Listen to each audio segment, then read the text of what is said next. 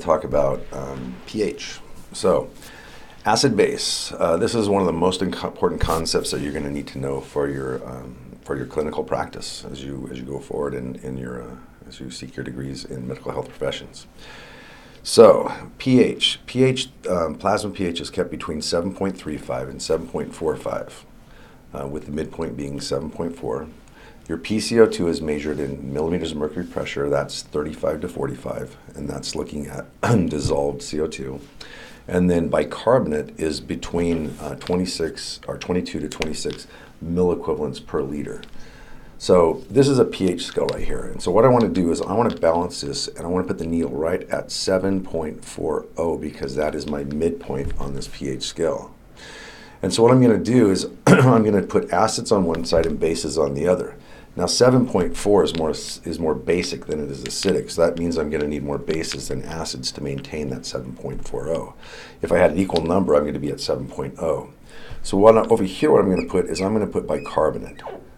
And over here I'm going to put carbonic acid, H2CO3. So bicarbonate is in 22 to 26 milliequivalents per liter, and that's in your blood, but it's reabsorbed in the kidneys. And so this side of the scale is actually controlled by the renal system, by the kidneys. This is called my metabolic side. And so over here I have the base side, so I'm going to just call this alkaline. And then my kidneys are going to control this, and so I'm going to call this metabolic. So this is the metabolic side of my scale. And then this over here is going to be the respiratory side of my scale. So this is your alkaline side, this is your acid side, okay, because carbonic acid is an acid, bicarbonate is an alkaline, and this is going to be controlled by my respiratory system. All right, so we have a metabolic side, and we have a respiratory side, but metabolic, this just means that renals are gonna basically control this side of the scale. Now, as far as the ratios, I've got about 1.2 milliequivalents per liter of carbonic acid in blood. I've got about 24 milliequivalents per liter of bicarbonate in blood.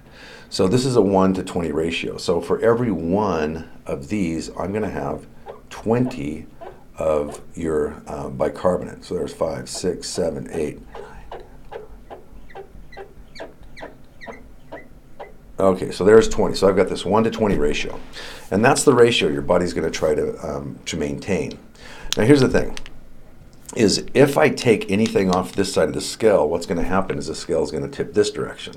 And it tips to the acidic side, but I unloaded from the metabolic side. So when I take a bicarbonate off, because I unloaded it from this side, it tipped to this side, it's metabolic acidosis.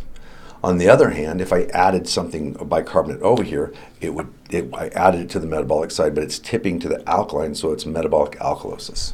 Likewise, on the respiratory side, the lungs control this. So if we just drew, let's just draw the lungs right here. So we've got your oral cavity, and if these pins would work. All right, so here's your lungs, okay?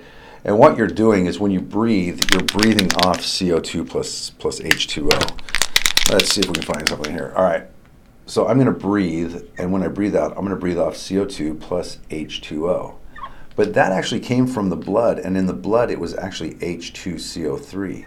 So what I'm doing is when I'm breathing, I'm taking H2CO3 and I'm making CO2 plus H2O.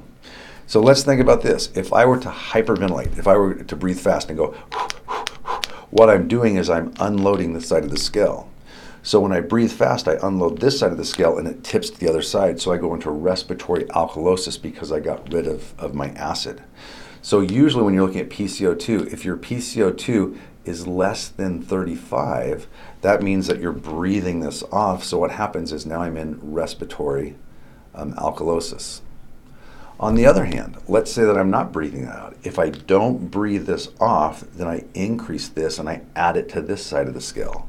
So now I'm adding it to the respiratory side and I'm going to respiratory acidosis. So if I increase my PCO2 greater than 45, what happens is I start to increase the amount of carbonic acid in the blood. So greater than 45 is going to be respiratory acidosis. All right.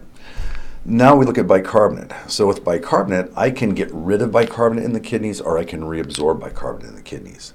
Now if I use up my bicarbonate, and we'll show you how that a way that works, but if I start to use up bicarbonate as a plasma buffer, it actually drops it down. And so I'm taking off this side of the scale, the metabolic side, and it's tipping it to the acid side. So if I go less than 22 milliequivalents per liter, that is going to, again, be metabolic because I took it off this side, and it's going to tip it to the acid side, so it's metabolic acidosis.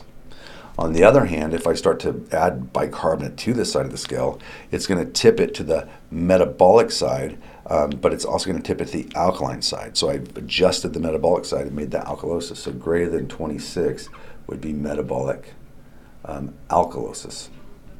So let's show you how that works. Let's say that you have an upset stomach. So here's your stomach right here, all right? And your stomach's upset, so you're going to take sodium bicarbonate. Now, if you remember, we had the gastric pits. And so I'm going to make a large one, but here's a gastric pit. And so I had this little G cell right here. And then over here I had this parietal cell. If you remember, the parietal cells actually produce acid. And so the parietal cells will produce acid under the control of gastrin. Now, if you remember what controlled the release of gastrin, it was an increase in pH or partially digested proteins. But let's say your stomach's upset. So your parietal cells are doing what they do. They're producing this hydrochloric acid, okay? So what you do is you decide to take sodium bicarbonate, and so our calcium bicarbonate. But I take this sodium and bicarbonate, and look what's going to happen. When I do this, I increase the pH of the gastric juice, which stimulates the G cell to release gastrin. Gastrin's going to go over here and plug into the parietal cell, and when it plugs in the parietal cell is going to activate the proton pump, and I'm going to make more hydrochloric acid. Now, two things are happening. One is this bicarbonate right here is being absorbed into the blood, because if you remember, we had what's called the alkaline tide. The alkaline tide just means that the blood coming into the stomach has a different pH than the blood going out of the stomach. The blood coming in has a lower pH than going out, because what I'm doing is I'm putting bicarbonate in.